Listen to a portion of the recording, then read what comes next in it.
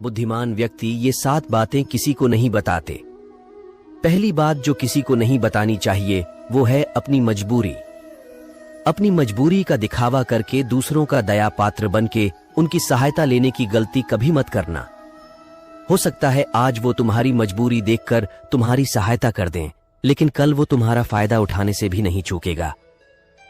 और अगर फायदा भी नहीं उठाया तो दूसरों के सामने तुम्हारा मजाक बनाने में वो आदमी कभी नहीं चूकेगा।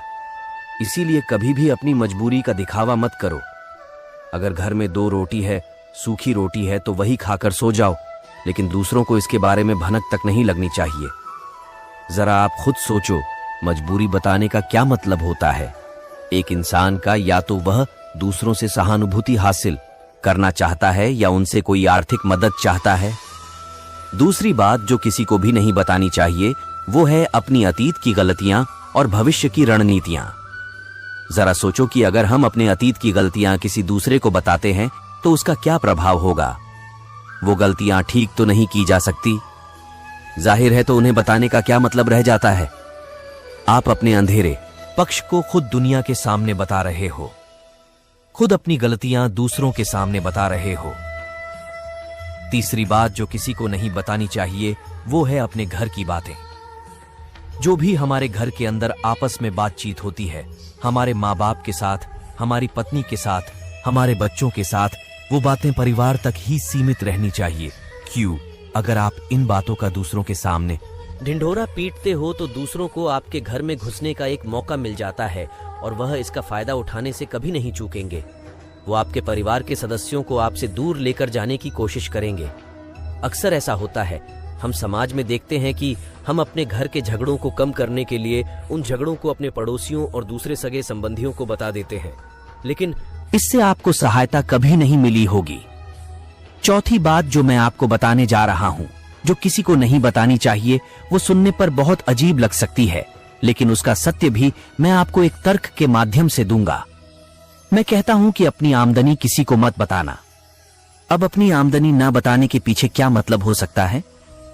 जरा सोचिए कि आप अपनी आमदनी अपने दोस्तों को बता देते हैं तो जब आपके दोस्तों को जरूरत पड़ेगी तो वो सिर्फ आपको ही याद करेंगे, क्योंकि उनको पता है कि अगर आपकी आमदनी ज्यादा अच्छी है तो आप भी उनकी मदद कर सकते हैं और इसीलिए ज्यादा लोग आपसे सहायता मांगेंगे। और जब आप उनकी सहायता नहीं करेंगे तो वो सोचेंगे कि इस आदमी के पास पैसे हैं, मेरी सहायता कर सकता है, लेकिन ये सहायता कर नहीं रहा। इसीलिए आपकी आमदनी आप दोनों दोस्तों के बीच एक झगड़े का कारण हो सकती है। कम आमदनी होगी तो लोग मजाक उड़ाएंगे और ज्यादा होगी तो सहायता मांगेंगे, तो अपनी आमदनी बताने का कोई मतलब नहीं है। पांचवी बात जो मैं आपको बताने वाला हूं उसे आप गांठ बांध लेना और किसी को ये बात मत बताना।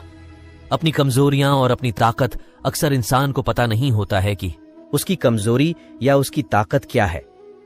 लेकिन अगर आपको अपनी कमजोरी और अपनी ताकत पता है तो पहली बात तो आप बहुत ही बुद्धिमान आदमी हैं, और दूसरी बात कि आपको ये बातें किसी से साझा नहीं करनी है, क्योंकि अगर आपकी कमजोरी या दूसरों को पता चल गई तो वो आपकी कमजोरियों का फायदा उठाएंगे, और अगर आपकी ताकत पता चल गई तो वही ताकत आपकी कमजोरी बन जाएगी, क्योंकि वो ताकत दूसरे आदमी को पता है और वो ताकत की कार्ड भी ढूंढ ही लेगा।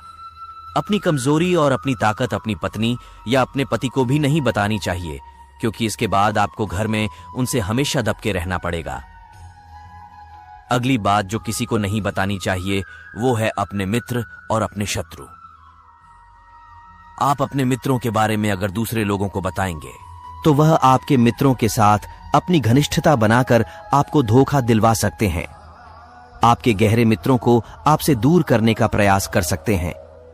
अक्सर आम आदमी ऐसा नहीं करता, लेकिन आपके दुश्मन ऐसा करने की कोशिश कर सकते हैं, और दूसरी तरफ आपके शत्रु का भी किसी को नहीं पता लगना चाहिए, क्योंकि आज जो आपका मित्र है अगर कल वो आपका दुश्मन हो गया तो वो आपके दुश्मन के साथ ही मिलकर आपको परास्त कर सकता है, आपको धोखा दे सकता है। इसीलिए अपने सबसे अच्छे दोस्तों को भी अपने दुश्मन के बारे में कभी मत बताना।